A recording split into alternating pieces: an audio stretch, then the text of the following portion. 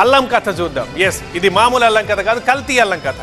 ఆవు కథ లాంటిదే ఇది కూడా. ఎందుకంటే ప్రతి ఏటా పదుల సంఖ్యలో కేసులు నమోదవుతూనే ఉన్నాయి.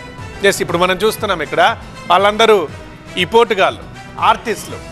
ఎస్, ఆ కల్తీ అల్లాన్ని తయారు చేసిన వాళ్ళు. ఈ కల్తీ జింజర్ పేస్ట్లో అల్లం వెల్లుల్లి తప్ప అన్ని రకాల కుళ్ళిపోయిన పదార్థాలు ఉంటాయి.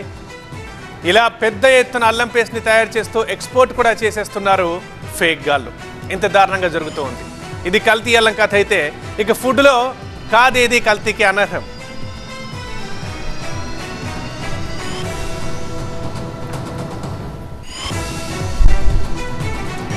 ఇది ఒక 4-5 రోజులుగా బయటపడ్డ భాగోతం. ఇది యాక్చువల్లీ కల్తీ అల్లం వెల్లుల్లి పేస్ట్ అక్కడక్కడ మనం తయారు చేస్తున్న అప్పుడప్పుడు చూస్తుంటాం.